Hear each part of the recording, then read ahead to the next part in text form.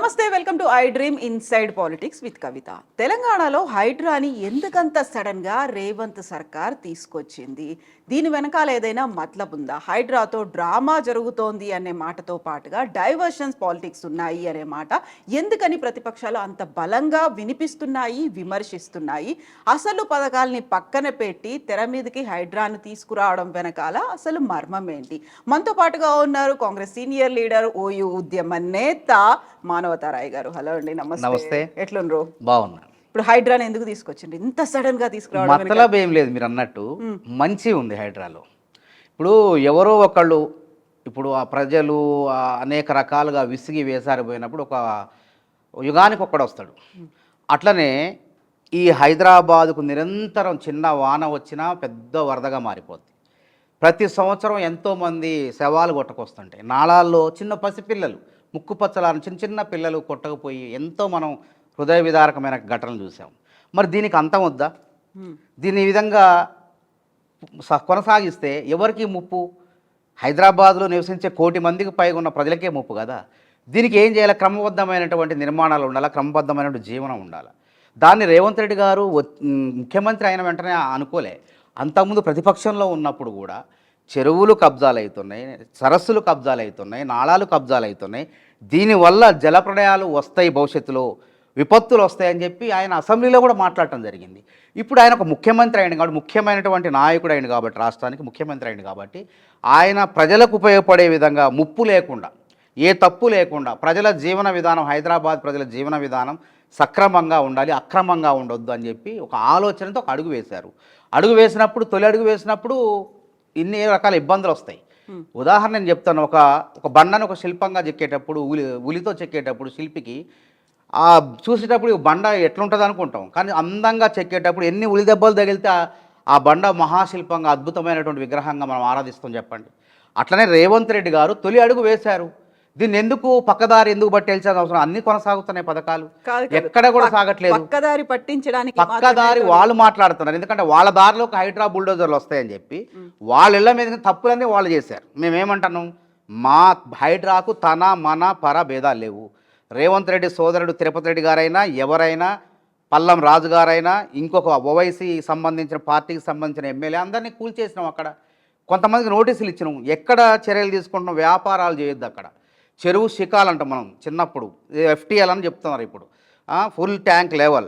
ఎక్కడైతే వరద వచ్చినప్పుడు, వాన వచ్చినప్పుడు ఎంత మేర చెరువు పారిద్దో అంత మేర వరకు ప్రదేశాల్లో ఎవరైతే పెద్ద పెద్ద విలాసవంతమైన భవనాలు కట్టి, ఆకాశ హార్మాలు కట్టి వ్యాపారాలు చేస్తున్నారో అట్లాంటి వాళ్ళని తక్షణమే కూల్చేయమని సుప్రీంకోర్టు చెప్పింది. ఆ సుప్రీంకోర్టు తీర్పుకు అనుగుణంగానే హైడ్రా రథచక్రాలు కదులుతున్నాయి, అక్రమార్కుల కట్టినటువంటి నిర్మాణాలను కూల్స్తున్నాయి.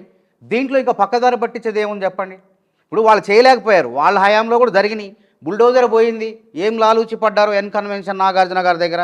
మరి ఎందుకు చట్టం అందరికి సమానమైనప్పుడు ఎందుకు ఆగిపోయినాయి రథచక్రాల వాళ్ళు చెప్పండి? అయితే ఇప్పుడు హడావిడిగా ఎన్ కన్వెన్షన్ మొట్టమొదటి బిల్డింగ్ గా దాన్ని కూల్చేసిన తర్వాత ఇప్పుడు మరీ వెరీ రీసెంట్ గా ఆల్రెడీ నివసిస్తున్న వాళ్ళదైతే కూల్ చేయము అంటున్నారు. ఆ తర్వాత సరికొత్తగా ఏవైతే కడుతున్నారో వాటిని మాత్రమే కూల్స్తాము అనే మాట. అంటే కొనసాగిన తర్వాత మళ్ళీ ఇప్పుడు ఆ మెలిక ఎందుకు? హైడ్రా అనేది ఒక అనేక సంస్థలు, నీటిపారుదల, రెవెన్యూ, ట్రాఫిక్, అనేక సంస్థల భాగస్వామి.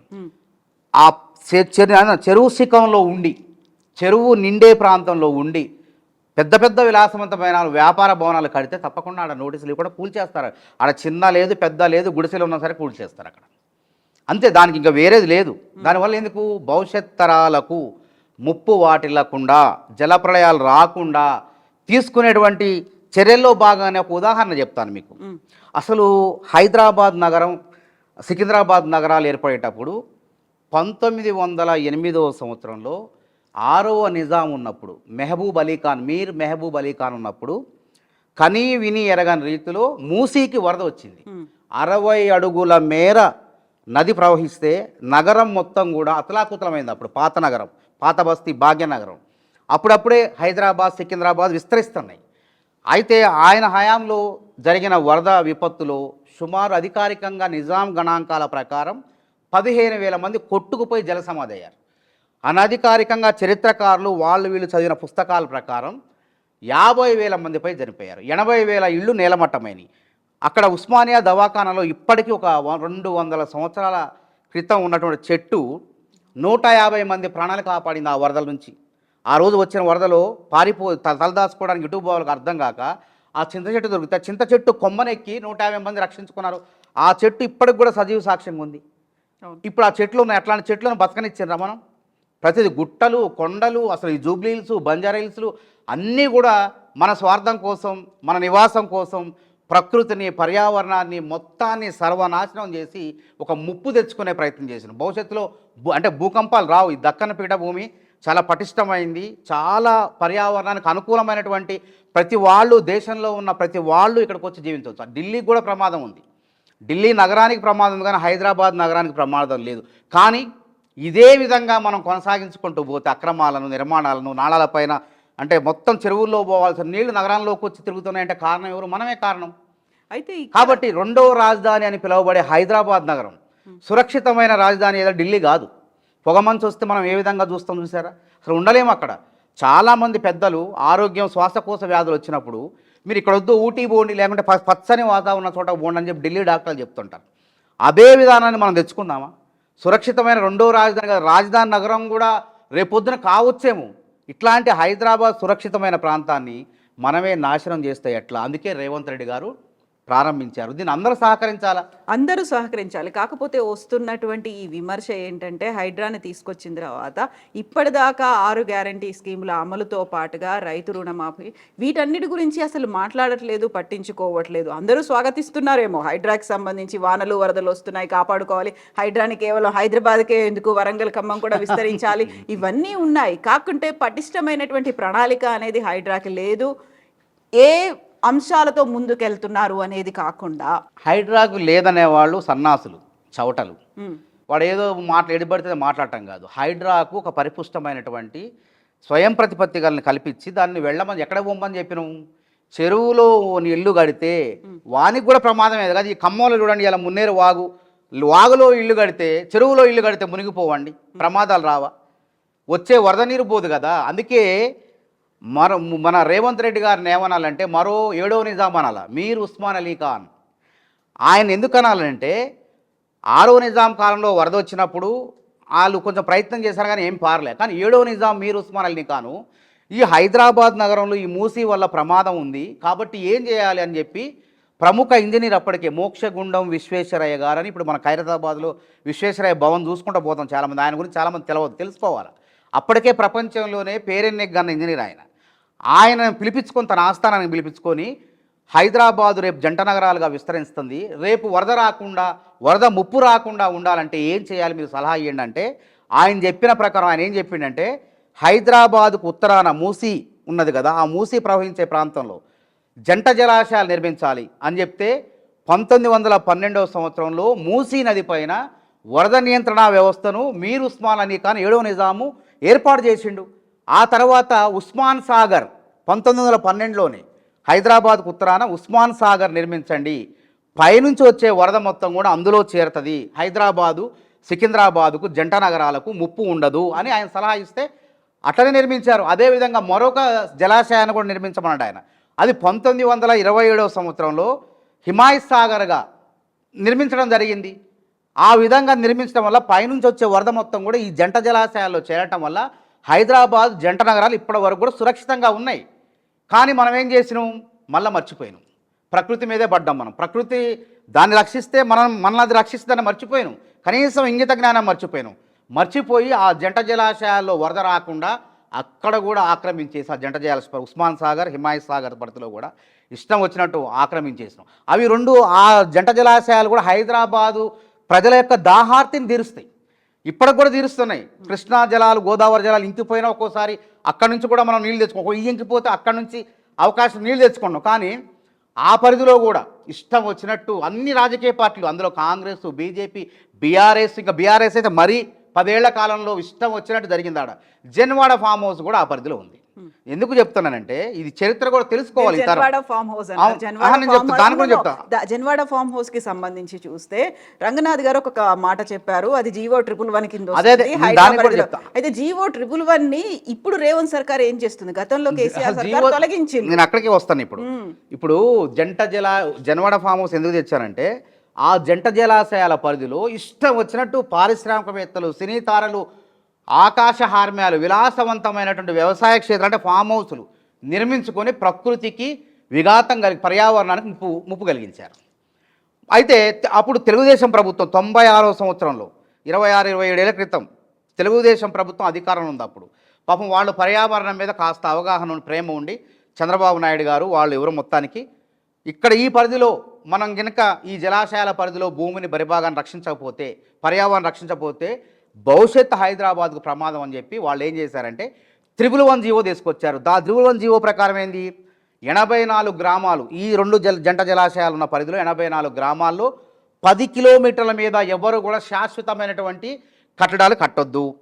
ఒకవేళ మనకు 1000 గజాల స్థలం ఉంటే మనం 50 గజాల్లోనే తాత్కాలికమైనటువంటి స్లాబులు లేనటువంటి ఇల్లు కట్టుకోవాలి, వ్యవసాయం చేసుకోవచ్చు. వ్యవసాయం వల్ల పర్యావరణానికి ఏమి ఉండదు, పంట పండుతుంది, దానివల్ల నష్టమే లేదు, మళ్ళీ సాగు జరుగుతూనే ఉంటుంది, అది నిరంతర ప్రక్రియ. కానీ వరద నీరు, జలాశయాల్లో పోవాల్సిన వరద నీరు ఆక్రమించే విధంగా, ఆగిపోయే విధంగా పెద్ద పెద్ద కట్టడాలు, గోడలు కూడా, ఇంటి చుట్టూ ప్రహరీలు కూడా కట్టొద్దు అనేటువంటి చాలా నిబంధనలు ఉన్నాయి. దాన్ని యథేచ్ఛగా ఉల్లంఘించి బడాబాబులందరూ కూడా అక్కడ కట్టి పర్యావరణానికి ముప్పు తెచ్చారు. తెలుగుదేశం గవర్నమెంట్ అడ్డుకట్ట వేసింది. కానీ తర్వాత ఏం చేసింది కేసీఆర్ ప్రభుత్వం, జనవాడ ఫామ్ హౌసు తన కొడుకుది ఉంది అక్కడ ఆ పరిధిలో. పిరంగి నాల అంటే గండిపేట చెరువులో పోయే నాలాని, కాలువని, అంటే వరద నీరు మొత్తం కూడా సంగారెడ్డి అటు నుంచి వచ్చే వరద నీరు మొత్తం కూడా ఆ నాలా ద్వారా, కాలువ ద్వారా మన గండిపేట చెరువు ఆ ప్రాంతాల్లో కలిసి అంటే వరద రాకుండా అందులో వెళ్ళిపోద్ది, ఆ చెరువులోకి వెళ్ళిపోద్ది. అట్లా పొయ్యే కాలువను కూడా ఆపేసి మొత్తం పూడ్చేసి 1,00,000 చదరపు కిలోమీటర్ గజాల పరిధిలో ఆయన విలాసవంతమైన ఫామ్ హౌస్ కట్టిండు. దాన్ని ఎవరు బయటపెట్టారు? పిసిసి అధ్యక్షుడిగా, తెలంగాణ ప్రదేశ్ కాంగ్రెస్ కమిటీ అధ్యక్షుడిగా ఉన్నప్పుడు రేవంత్ రెడ్డి గారు అక్కడికి వెళ్ళి, కొండా విశ్వేశ్వరరెడ్డి గారు అప్పుడు ఆయన వెళ్ళి ఆ భాగవతాన్ని బట్టబయలు చేస్తే రేవంత్ రెడ్డి గారు ఎంపీ అని చూడకుండా, ఒక పార్టీ అధ్యక్షుడు అని చూడకుండా చిన్న పిటి కేసులో ఆయన్ని 15 రోజులు చర్లపల్లి జైల్లో చీకటి కొట్టం అంటే ఉగ్రవాదుల్ని బంధించే, కఠినమైనటువంటి నేరాలు చేసిన వాళ్ళని బంధించే గదిలో బంధించారు. పోనీ అప్పుడు ఏమన్నాడు, ఆయన మీద కేసు పెట్టేటప్పుడు అది నాదే అన్నాడు ఎఫ్ఐఆర్లో. ఇప్పుడు ఏమంటాడు, అది నాది కాదు, నా దోస్తుది అంటాడు కేటీఆర్. ఎందుకు? నాయకుడు అనేవాడు కానీ, ఒక సినిమా తారలు కానీ ఆదర్శంగా ఉండాలి. మనమే చట్టాలను ఉల్లంఘిస్తే ప్రజలు ఎట్లా ఫాలో అవుతారు చెప్పండి? మనమే తప్పు చేస్తే వాళ్ళు తప్పు చేయరా? మన సమాజానికి మార్గ నిర్దేశనం చేసేవాళ్ళం, దారి చూపెట్టేవాళ్ళం. నాయకులన్నా, తారలన్నా, వివిధ రంగాల్లో పేరు ప్రఖ్యాతులు ఉన్నవాళ్ళు కూడా 10 మందికి ఆదర్శంగా ఉండాలి.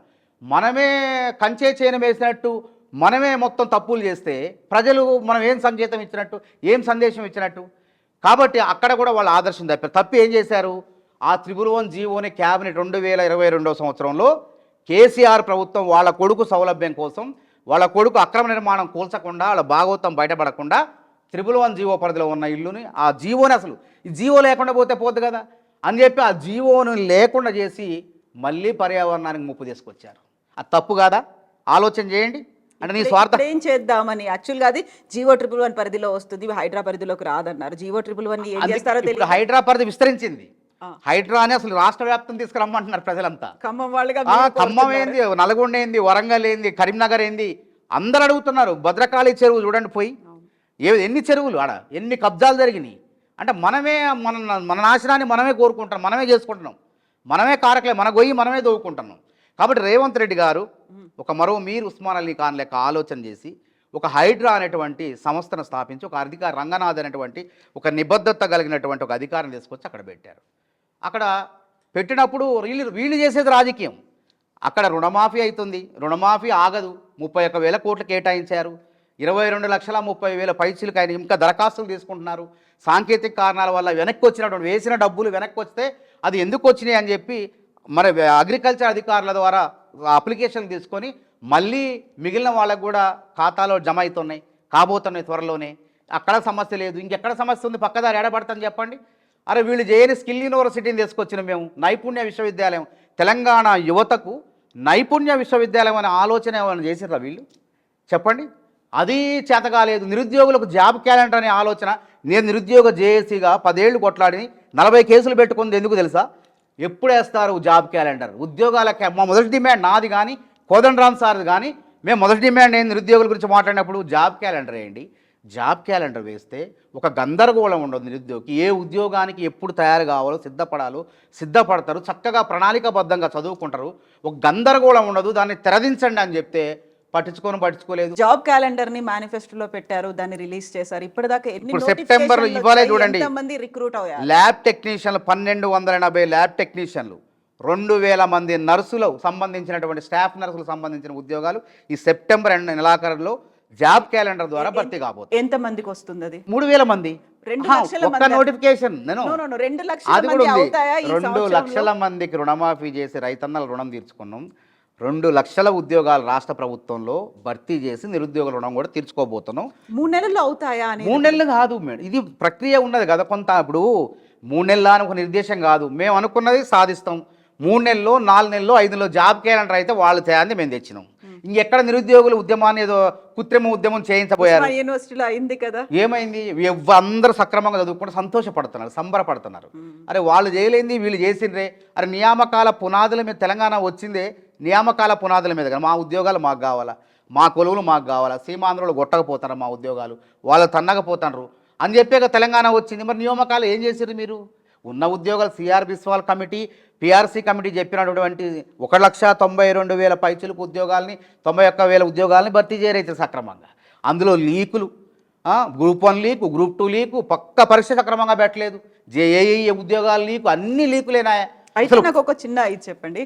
పెట్టినటువంటి మేనిఫెస్టోలో మొదటి సంవత్సరంలోనే 2 లక్షల ఉద్యోగాల భర్తీ అన్నారు. ఇప్పటిదాకా ఇప్పుడు మిగిలినటువంటి మనం సెప్టెంబర్లో ఉన్నాము, అక్టోబర్, నవంబర్, డిసెంబర్, ఈ హార్డ్లీ 100 రోజులు అనుకోండి. ఈ 100 రోజుల్లో ఎన్ని అవుతాయి? 2 లక్షల ఉద్యోగాలు భర్తీ చేస్తామన్న మాట వాస్తవమే సంవత్సరంలో. కానీ ఎలక్షన్లు వచ్చినాయి, 3 నెలలు పార్లమెంట్ ఎన్నికల్లో పోయినాయి. మేము అన్న మాట 3 నెలల 4 నెలల తప్పకుండా 100 రోజుల 120 రోజుల 150 రోజుల్లో తప్పకుండా 2 లక్షల ఉద్యోగాల నోటిఫికేషన్ ఎక్కడ కూడా ఉండవు. ఆర్టీసీలో 3,000 ఉద్యోగాలకి త్వరలో నోటిఫికేషన్ రాబోతుంది. ఆర్టీసీలో వివిధ డ్రైవర్ దగ్గర నుంచి అన్ని, అందులో ఉన్నటువంటి సూపరింటెండెంట్లు తప్పితే రకరకాల ఉద్యోగాలు అన్నీ కూడా భర్తీ చేయబోతున్నాం. టీచర్ ఉద్యోగాలు కూడా 13,000 టీచర్ ఉద్యోగాలు, మళ్ళీ పెద్ద డిఎస్సి, కానిస్టేబుల్ ఎస్ఐ ఉద్యోగాలు రాబోతున్నాయి. అన్నీ కూడా మేనిఫెస్టోలో పెట్టిన ప్రకారం ఒక రోజు అటు ఇటు పరిస్థితులను బట్టి అనుకున్నవి ఒకేసారి కుదరదు. కేసీఆర్ వాళ్ళే కాదు రుణమాఫీ, ఆయన ఎన్నిసార్లు చేసిండు చెప్పండి? 10 ఏళ్లలో అంచెలంచెలుగా 4 సార్లు చేసిండు, సగం మందికి ఈయనలే. ఇంకా అందుకే మేము అట్లా కాదు, కాంగ్రెస్ ప్రభుత్వం అట్లా లేదు. కాంగ్రెస్ ప్రభుత్వం ఇప్పటికీ గ్యాస్ సబ్సిడీ 500 ఇస్తున్నాం. దాదాపు 42 లక్షల మందికి 500 రూపాయల చొప్పున సిలిండర్ అందిస్తున్నాం మేము. ఆ సంఖ్య ఇంకా పెరిగిద్ది, రేపో ఎల్లుండి పెరగవచ్చు. 200 యూనిట్లు అన్నాం, అది దాదాపు 43-44 లక్షల మందికి 200 లోపు జీరో కరెంటు బిల్లు ఇచ్చి వాళ్ళకి డబ్బులు తీసుకోవట్లే వాళ్ళ దగ్గర, అది కల్పిస్తున్నాం. అదేవిధంగా రుణమాఫీని ఏకకాలంలో చేసినాం. అదేవిధంగా ఏ డిమాండ్లన్నీ పెట్టినామో, ఏవైతే మేనిఫెస్టోలో పెట్టామో అన్నీ కూడా నెరవేర్చుకుంటూ పోతాం. అసలు దేశానికి సంక్షేమ పథకాలు అమలు చేయడంలో ఆదర్శం కాంగ్రెస్ పార్టీ. అసలు రుణమాఫీ అనే ఆలోచనని పెట్టిందే కాంగ్రెస్ పార్టీ. ఆ రోజు దేశవ్యాప్తంగా రుణమాఫీ చేస్తారంటే ఇదే బీజేపీ వాళ్ళు ఎట్లా చేస్తారు, కమ్యూనిస్టులు సైతం ఇది కాదన్నారు. అసలు ఉచిత విద్యుత్ అనే పథకాన్ని పెట్టినప్పుడు కూడా బట్టలు ఆరేసుకోవాలా కరెంటు తీగల మీద అని చెప్పి హేళన చేసిన వాళ్ళు, అది చూపించను. ఉచిత విద్యుత్ ఇచ్చింది కాంగ్రెస్ పార్టీ. దేశవ్యాప్తంగా 70,000 కోట్ల రుణమాఫీ చేసి కాంగ్రెస్ పేదల పక్షం, రైతుల పక్షం నిరూపించుకుంది. రాష్ట్రంలో, ఉమ్మడి రాష్ట్రంలో ఆ రుణమాఫీ ద్వారా 14,000 కోట్లు రైతులకు రుణమాఫీ అయింది. ఇప్పుడు కూడా అసలు ఈ బడ్జెట్లో చూడండి, అసలు ఎక్కడ కూడా చరిత్రలో ఏ రాష్ట్రంలో కూడా ఇంత బడ్జెట్ రైతులకు కేటాయించలేదండి. సుమారు 72,000 కోట్లు అన్నదాతలకు, అన్నం పెట్టే అన్నదాతలకే బడ్జెట్లో కేటాయించడం. 31,000 కోట్లు రుణమాఫీకి ఇంకా ఉన్నాయి డబ్బులు. దాదాపు 22 లక్షల 30,000 పైసలకు రుణమాఫీ అయింది. ఇంకా 10 లక్షలు 12 లక్షల మందికి సమస్య ఉన్నది, దాన్ని కూడా చేసేస్తాం. అదేవిధంగా రైతు భరోసా రాలేదు అంటున్నారు కదా, ఆ రైతు భరోసా కూడా వాళ్ళ లెక్క మల్లారెడ్డి లాంటి కోటీశ్వర్లకు, కుబేర్లకు ఇయ్యం మేము. దారిద్ర్య రేఖకి ఎవరైతే దిగువనున్నారో, స్పీకర్ ప్రసాదరావు గారికి కూడా వచ్చింది వెనక ఆదర్శం మాది, అది అక్కడ కూడా ఆదర్శం ఉంది. స్పీకర్ ప్రసాదరావు గారికి వచ్చిన 1,50,000 రుణమాఫీని వెంటనే తిరిగి చెల్లించారు. మల్లారెడ్డి చెల్లించిండా? 3 కోట్లు ఎవరైనా చెల్లించారా? కేసీఆర్ ఫామ్ హౌస్కి వచ్చి చెల్లించిండా? అది పేదల డబ్బు, మాకు అవసరం లేదు, మాకు జీతాలు వస్తున్నాయి, ఐటీలు ఉన్నాయి, మాకు ఆస్తులు ఉన్నాయి, మాకు అవసరం లేదు ప్రభుత్వ సొమ్ము, ఇది పేదలకు ఇవ్వండి అని ఎవడని ఇచ్చిండా? కాంగ్రెస్ నాయకులు ఇచ్చారు. ఇప్పుడు రైతులు హ్యాపీగా ఉన్నారంట. చాలా హ్యాపీగా ఉన్నారు. వాళ్ళకి ప్రధానమైనది ఆత్మహత్యలు జరుగుతున్నాయి అనేది ఆత్మహత్యలు అనేది వేరే వేరే కారణాలు కూడా ఉంటాయి. రైతులు ఆత్మహత్య చేసుకోవడం కూడా బాధాకరం. దాన్ని ఎవరు కాదను, దాన్ని ఎవరు కూడా ఆపలేకపోతున్నాం. వాళ్ళ వ్యక్తిగతమైనటువంటి కొన్ని సమస్యలు, అప్పులు, ప్రైవేట్ అప్పులు చేయటం, ఆ వడ్డీలు కట్టలేకపోవటం, వాటి వల్ల రైతులందరూ కూడా ఆత్మహత్య చేసుకుంటారు. అది నిజంగా చాలా బాధాకరం. దాన్ని కూడా ఆపాలి. అది ఏ విధంగా ఆపాలనేది, మరి ప్రైవేట్ అప్పులకు ఎట్లా అనేది కూడా మనం కూడా ఆలోచన చేయాలి. కాబట్టి ఆ రైతు అన్నలు ఇప్పుడు గతంలో చనిపోయిన కేసీఆర్ కాలంలో 10 ఏళ్ళు చనిపోయినప్పుడు తీద్దాం, నేషనల్ క్రైమ్ బ్యూరో వాళ్ళ రికార్డు ప్రకారం. ఇప్పుడు తీద్దాం, నువ్వు 10 ఏళ్ళు రుణమాఫీ అన్నావు, 10 ఏళ్ళు చేయలేకపోయి, ₹1,00,000 రుణమాఫీ, నువ్వు ఇచ్చిన రుణమాఫీ వడ్డీలకి సరిపోయింది. బ్యాంకులో వడ్డీ, అసలు వడ్డీలకి ఉంచుకున్నారు బ్యాంకు వాళ్ళు.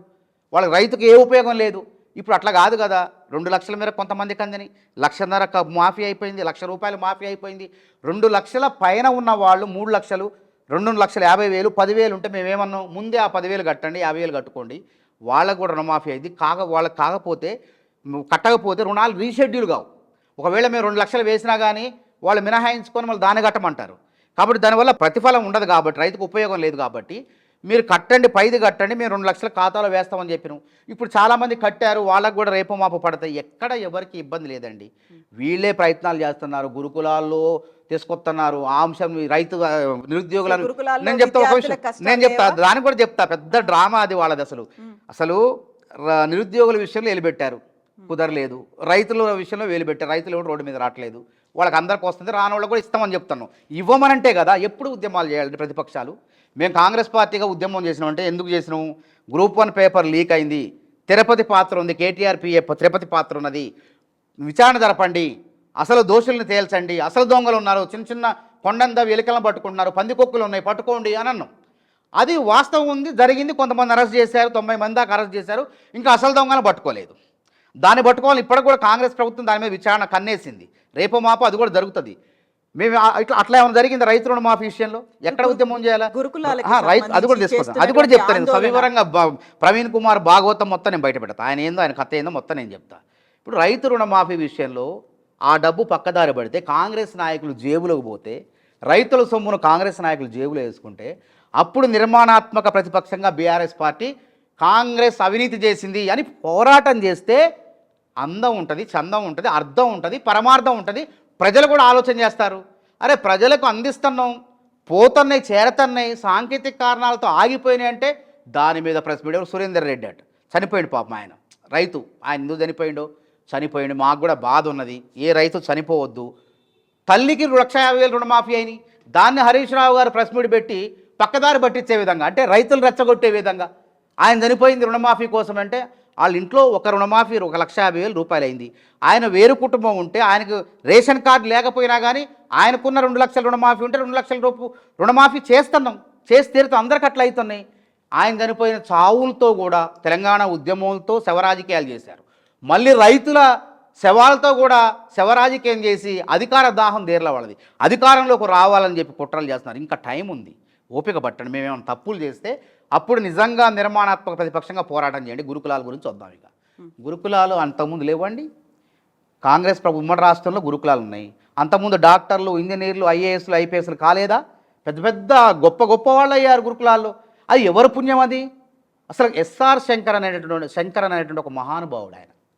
అసలు ఆయన వీటిని తీర్చిదిద్దారు. ఆయన తీర్చిదిద్దిన గురుకులాల్లో నువ్వు చీమలు పెట్టిన పుట్టల్లో పాములు దూరినట్టు ప్రవీణ్ కుమార్ దూరి అందులో కూర్చొని, అసలు ఆ ప్రవీణ్ కుమార్ అక్కడ రావడానికి కారణం ఎవరు? కాంగ్రెస్ ప్రభుత్వం కాదా? ఎందుకు వచ్చిండు ఆయన అక్కడికి? పరిటాల రవి హత్య జరిగినప్పుడు అనంతపురం ఎస్పీగా ఉన్నాడు ఆయన. ఎస్పీ కాంగ్రెస్ ప్రభుత్వం ఉంది అప్పుడు. ఎస్పీగా ఉంటే అక్కడ పరిటాల రవి అనుచరులు, టీడీపీ కార్యకర్తలు, నీ పాత్ర ఉన్నది, నీ పాత్ర లేకుండా ఈ హత్య జరగలేదని చెప్పి ఆయన మీద దాడి చేయబోయారు. రాళ్ళు కూడా దాడి కూడా చేశారు.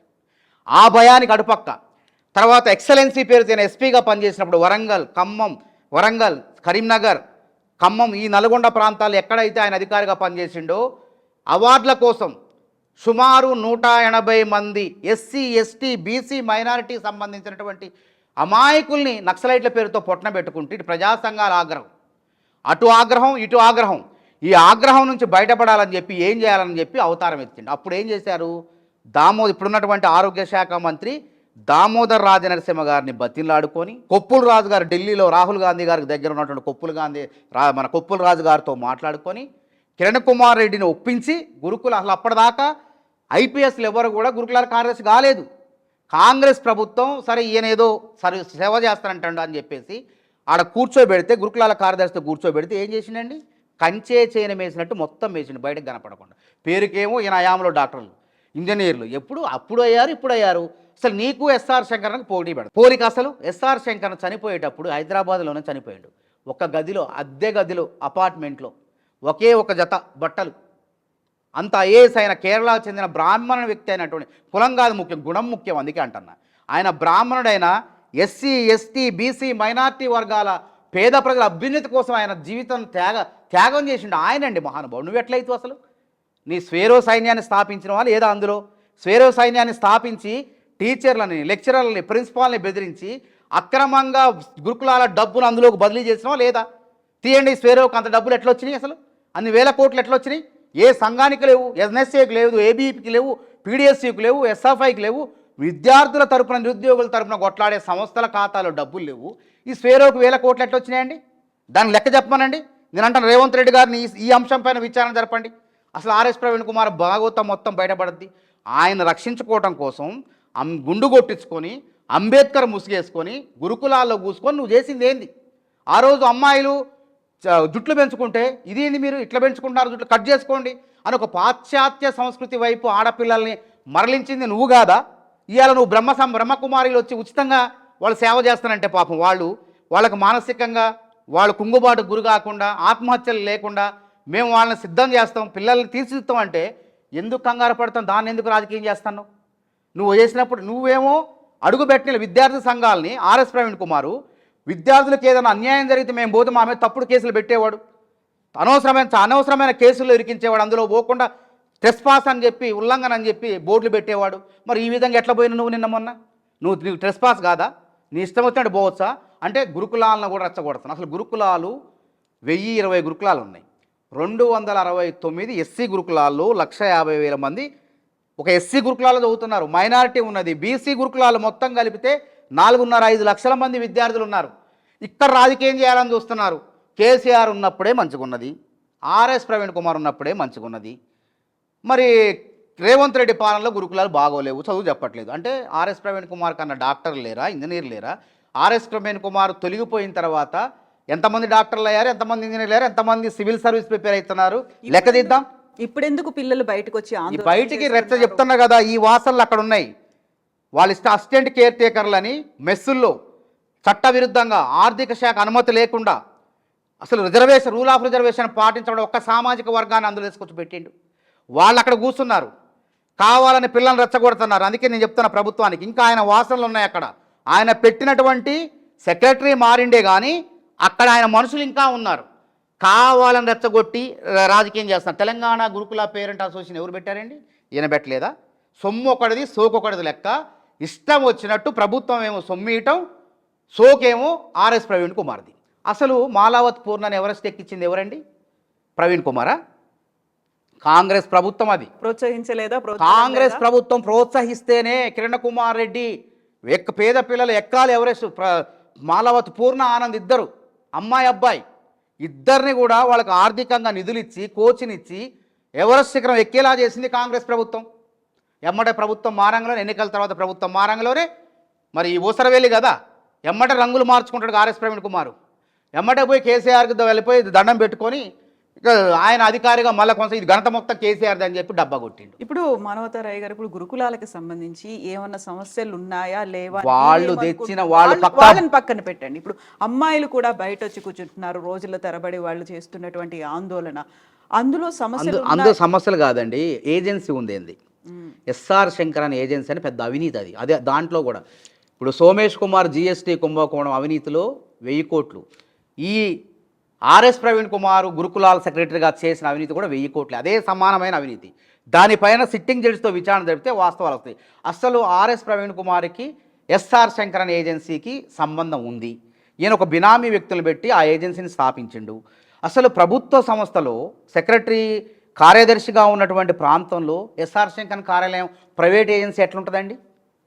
ఆఫీసులో గురుకుల సెక్రటరీ ఆఫీసులో ఎట్లున్నది, కార్యాలయంలో ఎట్లున్నది అంటే ఎవరు దీన్ని ప్రోత్సహించింది? దీని వెనక ఎవరున్నారు? ఆర్ఎస్ ప్రవీణ్ కుమారే.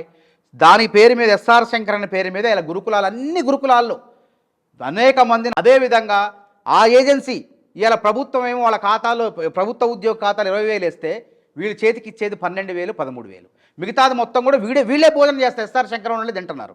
కాబట్టి ఈ అవుట్ సోర్సింగ్ ఏజెన్సీ దళారీగా సిబ్బంది ఎవరైతే పనిచేస్తున్నారో వాళ్ళ పొట్టలు కొడుతుంది. అందులో ఆర్ఎస్ ప్రవీణ్ కుమార్కి సంబంధించిన ఏజెన్సీ అని చెప్పి ఆ రోజు పెద్ద ఎత్తున ఆరోపణలు వచ్చినాయి. నిజంగా దీనిపై విచారణ జరపాలా అసలు? ఎందుకని జరపట్లేదు ఇప్పుడు? అందుకే నేను అంటున్నాను, ఇప్పుడు ఆయన ఏదో సత్యహరిశ్చంద్రుడు అని చెప్పి ఇలా ప్రెస్ మీట్లు పెట్టి మాట్లాడతాడు. నేనున్నప్పుడే గురుకులాలు బాగు, నువ్వు ఉన్నప్పుడు ఆగంగా ఉన్నాయి. నిజంగా సిన్సియర్ అయితే నువ్వు ఈ అవుట్ సోర్సింగ్ ఏజెన్సీని ఎందుకు ప్రోత్సహిస్తావు?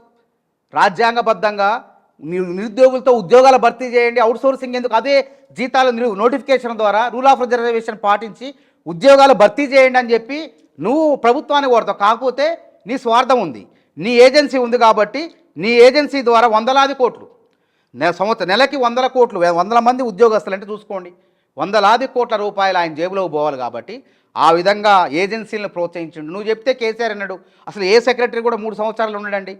ఈయన మాత్రమే 7.5 సంవత్సరాలు కేసీఆర్ కొనసాగించండి. ఎందుకంటే ఇక్కడ దోచిపెడతాడు, ఈ దోచిపెట్టింది అక్కడ కేసీఆర్కి అప్పచెప్తాడు. అందులో భాగంగానే ట్విట్ ప్రోకోలో భాగంగానే నీకు ఇది నాకు అది, అందులో భాగంగా తన బామ్మర్ది మెతుకు ఆనంద్ వికారాబాద్ ఎమ్మెల్యేగా టికెట్ ఇప్పించుకోండు, తన సోదరి భర్తకి టికెట్ ఇప్పించుకోండి డాక్టర్ మెతుకు ఆనంద్కి. ఇందులో డబ్బులు, గురుకులాల డబ్బులు కేసీఆర్కి ఇచ్చి, ఇది వాస్తవం. పెద్ద అవినీతి. సోమేష్ కుమారు అవినీతి జిఎస్టీలు అటు జరిగిందో గురుకులాల్లో కూడా ఆర్ఎస్ ప్రవీణ్ కుమార్పై అవినీతి జరిగింది. నేను ఉత్తగా నోటి మాటతో చెప్పట్లేదు, టీవీ ఉందని ఇంటర్వ్యూ ముందు చెప్పట్లేదు. 2017 సంవత్సరంలో ఆధారాలతో సహా నేను మన లోకాయుక్తలో ఫిర్యాదు చేసిన ఆ ఫైల్ ఉంది. ఆ ఫైల్ ఇప్పుడు తీస్తే విచారణ జరిపితే ఆయన భాగవతం మొత్తం ఆర్ఎస్ ప్రవీణ్ కుమారు ఎవరు, ఏంది, ఆయన చేసిన సేవ ఏంది, సేవ చేసిండా, దోచుకుండా అర్థమైపోతుంది. మీ పార్టీకి చెందినటువంటి నాయకుడే ఇప్పుడు సీఎం అయ్యారు. 2017లోనే మీరు అన్ని ఆధారాలతో ఇచ్చినప్పుడు ఇప్పుడు 9 నెలలు గడిచింది, మళ్ళీ ఎందుకు రిమైండ్ చేయలేకపోయారు? నేను ఏమంటున్నానంటే, నేను అధికారికంగా ఇవ్వాలి కదా. ఇప్పుడు నేను ఏదో నోటి మాట ద్వారా అంటాను, అదే అంటున్నాను, ఎందుకని చేయలేకపోయారు మళ్ళీ? అందుకే ఇప్పుడు మేము ఇస్తాం, అధికారం కూడా ఇస్తాం. ఇప్పుడు అధికారికంగా ఫిర్యాదు చేయాలి ఏదైనా, విజిలెన్స్కి ఇవ్వాలి, ఫస్ట్ ఇస్తాం, విజిలెన్స్కి ఇస్తాం. ఆ విజిలెన్స్ వాళ్ళు తెలుస్తారు. లోకాయుక్తలో ఫిర్యాదు ఉంది, ఆ లోకాయుక్త ద్వారా కూడా విచారణ జరుపుతుంది. అసలు సిట్టింగ్ జడ్జితో విచారణ జరిగితే తొందరగా అవుతుంది. ఎందుకంటే ఆయన చేసిన ఘోరాలు, నేరాలు అన్నీ ఇన్ని కావు. తుపాకీ రాజ్యం నడిపిండి గురుకులాలు. నేను చెప్పిన ఏ టీచర్ నాకు కదిలేయండి చెప్పండి. అసలు కష్టం మొత్తం ప్రిన్సిపాల్ అది, టీచర్లది, పేరు మొత్తం ప్రవీణ్ కుమార్ది. ఎట్లండి? నువ్వు చెప్తే ఐఏఎస్ అవుతారా చెప్పండి? నారాయణ గురుకులాలో పనిచేసే పిల్లల్ని డాక్టర్లు వాళ్ళు సహసిద్ధంగా రాత పరీక్ష రాసి అందులో ఎంపికైన వాళ్ళు, తెలివిగల పిల్లవాళ్ళు గురుకులాల్లో ఎవరున్నా సరే ఉత్తగర టికెట్ సీట్లు రావు. అందులో నువ్వు ర్యాంక్ వస్తేనే సీట్లు వస్తాయి. ఆ తెలుగుగల వాళ్ళు ఎక్కడ వేసిన అడుగులో వేసినా వాళ్ళకి ర్యాంకులు వస్తాయండి. దానికి టీచర్ల కష్టం ఉంది. అక్కడ ఉపాధ్యాయులు, అధ్యాపకులు, ప్రధానాచార్యులు వీళ్ళంతా వాళ్ళకు శిక్షణ ఇచ్చి వాళ్లకు ముందుకు నెడితే వాళ్ళు అధికారులు అయ్యారు, డాక్టర్లు అయ్యారు, ఇంజనీర్లు అయ్యారు. ఈయన గొప్పతనం ఏంది చెప్పండి? ప్రభుత్వం గొప్పతనం ఉంది, వాళ్ళని ప్రోత్సహించింది. అప్పుడు కాంగ్రెస్ ప్రభుత్వం ప్రోత్సహించింది. అసలు వాస్తవం కేసీఆర్ కూడా అసలు నేనే గొప్ప అన్నట్టు తయారయ్యాడు. ఇంకో విషయం ఏంటంటే, నేను ఏమంటున్నా, ఆర్ఎస్ ప్రవీణ్ కుమారు, ఎస్ఆర్ శంకర్ ఇద్దరిని పక్కన పెట్టండి. ఇద్దరిలో ఎవరు మంచి చేశారు? ఇప్పుడు కాంగ్రెస్ సర్కార్ ఏం చేస్తుంది ఈ గురుకులాలకు సంబంధించి? అదేగా వాళ్ళు చేసిన పాపాలని ప్రక్షాళన చేసుకుంటే ఆందోళనలు కూడా అవుతున్నాయి. ఆందోళనలు ఏం లేదు, వాళ్ళు తీసుకొస్తున్నారు. ఇప్పుడు గురుకులాల సెంటిమెంట్ రగలుస్తున్నారు. రైతులు వినలేదు, నిరుద్యోగులు వినలేదు. ఇప్పుడు గురుకులాలను పేరెంట్స్ రెచ్చగొట్టాలా? గురుకుల పేరెంట్స్ అసోసియేషన్ ఎవరు పెట్టారండి? ఈయనే పెట్టిండు. వాళ్ళ తల్లిదండ్రులు రెచ్చగొడతాడు. ఇప్పుడు మన సక్రమంగా చదువు సక్రమంగా లేదు, చెప్పట్లేదు, వాళ్ళ తిండి సరిగా లేదని వాళ్ళనే కావాలని రెచ్చగొడతాడు, పిల్లల్ని రెచ్చగొట్టినట్టు. అయితే దాని వెనక ఏంది? గతంలో అసలు పేరెంట్స్కి ఎవరన్నా ప్రభుత్వం డబ్బులు పెట్టి ఆటలాడిస్తారండి? ఎక్కడన్నా పేరెంట్స్కి ఆ పిల్లలకు ఆటలాడిస్తారు. పాఠశాలలో ఉన్న పిల్లలకి ప్రభుత్వం డబ్బులు పెట్టి క్రీడల కోసం వాళ్ళని ప్రోత్సహించింది. తల్లిదండ్రుల క్రీడలకి నువ్వు డబ్బులు పెట్టి ఖర్చు పెట్టడం ఏందండి? ఇది ఎంత విడ్డూరం అండి. సో ఇన్ని జరిగాయి అనుకున్నప్పుడు ఎప్పుడు మీరు రేవంత్ రెడ్డి గారి దగ్గరికి వెళ్తున్నారు, ఇవన్నీ ఆధారాలు ఇస్తున్నారు? బీఎస్పీ పార్టీకి పోయిండు, ఆడ వైఫల్యం చెందిండు. ఆ పార్టీకి విలువ ఉన్నది, ఇప్పటికీ ఉన్నది. ఆ విలువను ఈయన తీసేసిండు. ఈయన ద్వారా ఈయన వల్ల పాపం బీఎస్పీ పార్టీ అసలు వాళ్ళు కోలుకోలేని దెబ్బ తగిలింది. అదేవిధంగా ఇందులో బీఆర్ఎస్లో చేరిండు. బీఆర్ఎస్లో చేరి ఎంపీ ఎన్నికలు ఎట్లా ఓడిపోయిండండి? ఇంత ప్రజాదరణ ఉన్నాయన, ఇంత ఉంది కదా, మరి ఎందుకు ఓట్లేదు అక్కడ? మాదిగలే ఓట్లే లేదు. ఎందుకే లేదు? ఈయన గుణం ఏందో అమ్మ పుట్టిల్లు మేనమామకు తెలిసినట్టు అలంపూరే కదా ఏంది కథ. అలంపూర్లో ఈయన వ్యవహారం ఏందో అందరికీ తెలుసు. ఇది దోచుకునేది కానీ పెట్టేది కాదని చెప్పి అర్థమైపోయింది పేరుకే. అరే ఆయన ఎమ్మటి ఉస్మానియా యూనివర్సిటీ, కాకతీయ యూనివర్సిటీ ఆయన సామాజిక వర్గానికి చెందిన నాకు తెలిసిన నా మిత్రులు ఎంతోమంది పాప ఆయన సేవ చేశారండి. వాళ్ళెవ్వరికి కూడా గురుకులాల్లో ఉద్యోగం ఇవ్వలేదు. కేరళ వాడటోడు జార్జ్ అట, అంటే ఈయన లెక్కలన్నీ కూడా చూడటం లోకల్ అయితే రంగు మొత్తం బయటపడింది కదా. జార్జ్ అని ఇప్పటికున్నది అది. జార్జ్ అని ఒకడు కేరళ వాడిని సంబంధం లేకుండా తెచ్చి హెడ్ ఆఫీసులు పెట్టుకొని మొత్తం పెత్తనం మొత్తం ఆయనకి ఏ లావాదేవీలైనా ఆయన సమ్మర్ క్యాంపులు కోట్లాది రూపాయల సమ్మర్ క్యాంపులు ఈ గురుకులంలో ఉన్నటువంటి లక్షలాది మందికి నేను సమ్మర్ క్యాంపులో వాళ్ళ మేధస్సును అభివృద్ధి చేస్తా అని చెప్పి రకరకాల ప్రాజెక్టులు పెట్టేసి ఆ ప్రాజెక్టులు ఎవరి మళ్ళా ఈయనకు సంబంధించిన బినామీలు ఈయన ముందే మాట్లాడుకుంటాడు. నీకు ఇస్తున్నా, నీకు ఇది ఇస్తా, నాకు అందులో కొంత కమిషన్ అయ్యి ఈ డబ్బులు దుబాయ్కి పోవాలా, జార్జ్ ఖాతాలో పోవాలా, ఎవడి ఖాతాలో పోవాలని చెప్పి ఆ విధంగా దోచుకున్నాడు. కాబట్టి నేనేమంటున్నా, తెలంగాణ నాతోటి స్కాలర్లకు ఉద్యోగాలు ఇవ్వకుండా జార్జికి ఉద్యోగం ఇచ్చిండండి ఆయన. ఎంతో 13 మంది ఈయన ప్రిన్సిపాల్ నియామకం జరిగితే 13 ప్రిన్సిపాల్ నియామకాల్లో భారీ అవినీతి జరిగిందని పెద్ద ఎత్తున మేము ఆ రోజు మాట్లాడినాం. అమ్ముకున్నారు, ఆ ఉద్యోగాలు అమ్ముకున్నారు. సో వీటన్నిటి మీద ఎంక్వైరీ చెయ్యాలంటన్నా ఎప్పుడు జరుగుతుంది? నేను అందుకే చేయాలనేది నేను ప్రభుత్వంలో ఉన్నాం కాబట్టి ఒక పార్టీగా నేను మాట్లాడుతున్నా. నేను ప్రభుత్వంలో లేను, అధికార ప్రతినిధిగా ఉన్న కాంగ్రెస్ పార్టీ. ఒక అధికార ప్రతినిధిగా ఆ రోజు నా మీద ధర్నాలు చేసి నేను ఫిర్యాదు చేస్తే గాంధీ భవన్కి వచ్చి ఇదే ప్రవీణ్ కుమార్ స్వేరోలను తీసుకొచ్చి మానవతరాన్ని సస్పెండ్ చేయండి అధికార ప్రతినిధి నుంచి, నా మీద ఆరోపణలు చేసి నేను హత్యహరిశ్చంద్రుడు అని చెప్పి గాంధీ భవన్కి వచ్చి అందరు నాయకులను కలిశారు వాళ్ళు. మరి నేనేమంటున్నా, ఇవాళ ఆర్ఎస్ ప్రవీణ్ కుమార్ అనేవాడు నిజాయితీ పరుడా, పారదర్శకం కడిగిన ముత్యమా తేలాలంటే సిట్టింగ్ జడ్జితో విచారణ జరపాలి. కాబట్టి నేను రేవంత్ రెడ్డి గారిని అధికారంలో ఉన్నవాడు పార్టీ పరంగా తప్పకుండా ఎవరైతే ఏజెన్సీలు ఉంటాయో వాటికి ఫిర్యాదు చేస్తాం, విజిలెన్స్ వాటికి చేస్తాం, ముఖ్యమంత్రికి కూడా లేఖ రాస్తాం. తప్పకుండా కలిసినప్పుడు కూడా రేపు మాపు కలిసినప్పుడు కూడా తప్పకుండా ఆర్ఎస్ ప్రవీణ్ కుమార్ భాగవతం బయట పెట్టాలంటే వీటిపైన విచారణ జరగాలి. 1000 కోట్ల అవినీతి జరిగింది, అవి మొత్తం తిరిగి గురుకులాల పిల్లలకు అప్పచెప్పాలి. ఇలా గురుకులాలకు సొంత భవనాలు లేవండి, ఆ భవనాల్లో కూడా అవినీతి. ఎవరే ఆ భవనాలు, అద్దె భవనాలు ఎవరి లక్షలు? అరే 10 రూపాయలు ఖర్చు పెట్టాల్సిన చోట 50 రూపాయలు ఖర్చు పెట్టింది ప్రవీణ్ కుమార్. లెక్కలు దొంగ లెక్కలన్నీ. సైన్ బోర్డులకు ఎంత అయిద్దండి మామూలు మీ ఐ డ్రీమ్స్ అని రాసుకోవడానికి ఒక 2000 అద్భుతంగా రాస్తే 2000, 3000, ఒక 4000 వేసుకోండి, 5000 వేసుకోండి. ఆ రాసే మళ్ళీ ఏది దీంతో రాసేయి, డిజిటల్ బోర్డులు కాదు, మళ్ళీ దానికి 25,000 రూపాయలు బిల్లు వేసిండు. ఇన్ని తెలిసిన మీరు ఎందుకని ఇంకా పోరాటం నేను చేసిన ఇప్పుడు అవకాశం, ఎందుకంటే ప్రవీణ్ కుమార్ ఇప్పుడు బయటకు వచ్చి బాగా మాట్లాడుతాడు కదా. నేను నా గురువింద గింజ లెక్క తన కింద నలుపు తెలుసుకోకుండా ఇష్టం వచ్చినట్టు కాంగ్రెస్ ప్రభుత్వం అవినీతి చేయకపోయినా మాట్లాడుతాడు. గురుకులాల పిల్లల్ని రెచ్చగొట్టి ఇందులో ఏదో ఉందని బీఆర్ఎస్కి లాభపడేలా చేసే ప్రయత్నం చేస్తుంది. కాంగ్రెస్ ప్రభుత్వం మంచిగా చేయట్లేదు, బీఆర్ఎస్ఏ మంచిగా చేసింది. కాబట్టి నేను మంచిగా చేసినా నేనున్నప్పుడే మంచి జరిగిందని చెప్పి చెప్పుకుంటున్నాను కదా. అందుకే నేనేమంటున్నా, విచారణ జరుపుదాం. అసలు నువ్వు మంచి చేసినావు, బీఆర్ఎస్ మంచి చేసింది. అరే 1000 గురుకులాలు ఉంటే అందులో కాంగ్రెస్ హయాంలో ఉన్నటువంటి 200 సుమారు ఉమ్మడి రాష్ట్రంలో. సరే వీళ్ళు గురుకులాల సంఖ్య పెంచారు, పెంచిన ప్రయోజనం ఏంది? మౌలిక వస్తువులు లేవు, సరిగా బాత్రూమ్లు లేవు, భవనాలు లేవు, అద్దె భవనాలు 1,00,000 రూపాయలు ఉండాలి చోట వీళ్ళ బినామీలకే భవనాల్లోనే 3 లక్షలు, 4 లక్షలు, 5 లక్షల రూపాయలు ప్రభుత్వ ధనాన్ని వాళ్ళ జేబులో ఇప్పటికి కూడా వేసుకుంటున్నారు.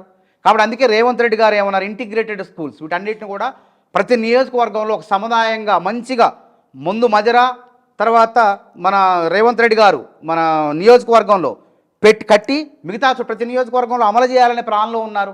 ఈ ప్రజాధనాన్ని దుర్వినియోగం కావద్దు. దుబారా అయింది, కేసీఆర్ పాలనలో దుబారా అయింది, తెలంగాణ దివాలా తీసింది అనే ఆలోచనతో అప్పుల ఊబిలో ఉన్న తెలంగాణ రాష్ట్రాన్ని అమాంతం పైకి లేపే ప్రయత్నంలో భాగంగా రేవంత్ రెడ్డి గారు శ్రమిస్తున్నారు. ఎక్కడ కూడా అవినీతిని ప్రోత్సహించట్లేదు. అదేవిధంగా 4వ నగరం నేను చెప్పాను కదా, ఇప్పటివరకు హైదరాబాద్, ముచ్చెర్ల అనే 4వ నగరాన్ని నిర్మించబోతున్నారు. హైదరాబాద్, సికింద్రాబాద్, సైబరాబాదుల తోడు 4వ నగరం, ఫోర్త్ సిటీ. అన్నీ కూడా చేసుకుంటూ పోతున్నాం. జర్నలిస్టులు 20 ఏళ్ల సమస్య మీ జర్నలిస్ట్ సంబంధించింది. ఒక మామూలు జర్నలిస్ట్ ఇలా కోటీశ్వర్లు అయ్యారండి. ఈ కారణం ఎవరండి? రేవంత్ రెడ్డి గారు కాదా? మనసుంటే మార్గం ఉంటుంది, పరిష్కరించే చొరవ ఉండాలి. దాన్ని పరిష్కరించబట్టి ఇలా జర్నలిస్టులు కోటీశ్వర్లు అయ్యారు. రేపు మీలాంటి వాళ్ళు కూడా ముచ్చెరలో మరో జర్నలిస్టులు కోటీశ్వర్లు కాబోతున్నారు. కాబట్టి ఇట్లా ఈ విధంగా చేసుకుంటూ పోతుంటే వాళ్ళకి విమర్శించడానికి, వేలెత్తి చూపడానికి ఎక్కడ కూడా సందు దొరకట్లేదు. కాబట్టి ఏం చేయాలా? కృత్రిమ ఉద్యమాలు చేయాలి, ఈ విధంగా రెచ్చగొట్టాలి. గురుకుల పేరెంట్ అసోసియేషన్ కూడా వాళ్ళలో చాలామంది ఆర్ఎస్ ప్రవీణ్ కుమార్ మనుషులు ఉన్నారు. వాళ్ళని రెచ్చగొట్టి ఈయనే స్థాపించిన సంఘాన్ని వాళ్ళతో ప్రెస్ మీట్లు పెట్టిస్తున్నారు. మంచిగా ఉన్న చోట చెరువులో ఒక రాయి వేసి అలజడి సృష్టించే ప్రయత్నం చేస్తున్నారు. దానివల్ల ప్రయోజనం ఉండదు. ఏదో భూకంపాలు సునామీలు వాటికై రావాలి కానీ మనం కావాలని కృత్రిమంగా సృష్టిస్తే ఎవడైతే చేసిండో వాడికే ప్రమాదం. కాబట్టి ఇప్పుడు ప్రవీణ్ కుమార్ తవ్వుకున్న గోతులో ప్రవీణ్ కుమారే పడతాడు. నేను ఏమంటున్నా, ఆయన పైన నీ విచారణ జరపాల. ఒకవేళ ఇక్కడ విచారణ సిబిఐకి అప్పచెప్పండి. ఒకవేళ కాంగ్రెస్ ప్రభుత్వం కావాలనంటే సిబిఐకి ఇవ్వండి కేంద్ర ప్రభుత్వం. ఆయనలాగా రంగులు మార్చే అవసరం లేదు. ఆయన అవసరానికి కొద్దిగా రాజశేఖర రెడ్డి గారు ముఖ్యమంత్రిగా ఉంటే నేను క్రిస్టియన్ అని ఇంటర్వ్యూలో చెప్తాడు. నేను క్రిస్టియన్ అంటాడు, ఎందుకు ఆయన నా కట్టుకోవటం కోసం. మళ్ళీ ఇప్పుడు ఏమంటాడు, కేసీఆర్ గారి దగ్గరుండి నేను మొన్న అసలు అవసరం లేదు హిందూ అని ఎందుకు చెప్పుకోవాలండి, ఇంటర్వ్యూలో హిందూ అని నేను క్రిస్టియన్ ఎందుకు చెప్పుకోవాలండి, నేను హిందువుని అని చెప్తాడు, హిందూ అని చెప్తాడు. అంతకుముందు ఏమండు అంబేద్కరిస్ట్ అన్నాడు. నిజమైన క్రిస్టియన్ నేను చెప్తున్నా మీ ఐ డ్రీమ్ ద్వారా, నిజమైన హిందూ వాడిని కోసిన మతం మారడు, నిజమైన క్రిస్టియన్ వాడిని కోసిన మతం మారడు, నిజమైన అంబేద్కరిస్టు వాడిని చంపినా సరే నేను అంబేద్కర్ వాదినే, నేను బుద్ధిజానే నమ్ముతానంటాడు. కానీ ఈయన కాసేపు క్రిస్టియను, కాసేపు బుద్ధిస్టు, అంబేద్కరిస్టు, తర్వాత హిందూ. ఇప్పుడు మరి రేపు ఏమి ఇష్ట అవుతారో ఆయన చెప్పాలి కదా, జనాలే చెప్తారు ఆయన్ని. శాడిస్ట్ అవుతారేమో నాకు అర్థమవుతుంది. అన్ని ఇష్టలు అయిపోయింది, రేపు శాడిస్ట్ అవుతారు. ఈ విధంగా పిచ్చి పిచ్చి ఒక అధికారం అయ్యండి. అసలు ఎందుకండి మాలాంటి వాళ్ళం అంటే టిక్ అవకాశాలు రాక నేను కాంగ్రెస్లో అలిగి బీఆర్ఎస్లో పోయి 10 రోజులు ఉండి వచ్చిన. వాళ్ళని పిలిస్తే మళ్ళీ పార్టీ గర్వాప్సి పెడితే వచ్చిన. అసలు నీకు పెద్ద పార్టీని, ఒక ప్రజాబలం ఉన్నటువంటి, జనం ఉన్నటువంటి, సంఖ్య ఉన్నటువంటి బహుజన సమాజ్ పార్టీని చేతిలో పెడితే అంటే నువ్వు ఓడిపోంగలోనే గెలవలే, ఓడిపోంగలో వదిలేస్తావా? నువ్వు ఐపీఎస్ చదువు చెప్పింది అదేనా? సివిల్ సర్వీస్ చదువు చెప్పింది అదేనా? నీ మీద నీకే నమ్మకం లేకపోతే నువ్వు అసలు జనాన్నే ఉద్ధరిస్తావు? ఎందుకు నిలకడలేదు నీకు? ఆ పార్టీని పట్టుకొని ఉద్ధరించి రేపు ఒక్క స్థానం రాలే, అంతకుముందు గతంలో వచ్చి నువ్వు రాకముందు 2-3 ఎమ్మెల్యేలు ఉన్నారు, రేపు 10 మంది ఎమ్మెల్యేలు తీసుకురా. అసలు ఆ సోయి లేదు, ఆ ధైర్యం లేదు. భయపడు మొత్తానికి ఏంది బెంబేలెత్తో నిశ్చలమైన మనస్తత్వంతో బీఆర్ఎస్లో జాయిన్ అయిపోయాడు. పోయి అక్కడ మాత్రం ఏం చేస్తాడు, ఇప్పుడు పార్లమెంట్లో చిత్తుగా ఓడిపోయి మళ్ళీ రోజు మీద ఓడిపోయాడు. ఓడిపోయి ఇప్పుడు ఏంది, ఈ పార్టీకి మేలు చేయాలి, బీఆర్ఎస్కి మేలు చేయాలంటే కాంగ్రెస్ మీద బట్టగాల్చి మేదేయాలి. అంటే ఏం చేయాలా, నేను గురుకులాల్లో నేను గురుకులాల్లో బాగు చేశా అని చెప్పుకోవాలా? ఎవడు ఏదో ప్రచారం చేసినావు, నువ్వు అధికారం ఉన్న. ఇప్పుడు ఆ స్వేరోలు కూడా నమ్మట్లేని, ఆ స్వేరోలు ఎవరైతే ఉన్నారో వాళ్ళు కూడా ఈయన ఏందో మొత్తం అర్థమైపోయింది. ఇప్పుడు తొందరలోనే ఎంక్వైరీ అనేది మొదలు పెడిస్తారా మీరు? పెట్టాలని అంటాను. నేను డిమాండ్ చేస్తాను, ఒక పార్టీ అధికార ప్రతినిధిగా నేను డిమాండ్ చేస్తున్నా. గతంలో ఫిర్యాదు చేసిన, ఇప్పుడు కూడా మాట్లాడుతున్నా. కాబట్టి అసలు ఆర్ఎస్ ప్రవీణ్ కుమార్ ఎంత సత్యహరిచంద్రుడు, ఆయన కడిగిన ముత్యం అయితే ఆయనపై ముత్యమో కాదు తెలవాలంటే ఫస్ట్ విచారణ జరగాలని నేను డిమాండ్ చేస్తాను. ఎస్ అండి, thank you so much Manavata Roy గారు. నిజంగా మీ డిమాండ్ని మీ పార్టీ, మీ సీఎం ఎలా ఫాలో అవుతారా, దాన్ని ఆచరిస్తారా, పక్కన పెడతారా చూద్దాం. థ్యాంక్ యూ సో మచ్ అండి. నమస్తే.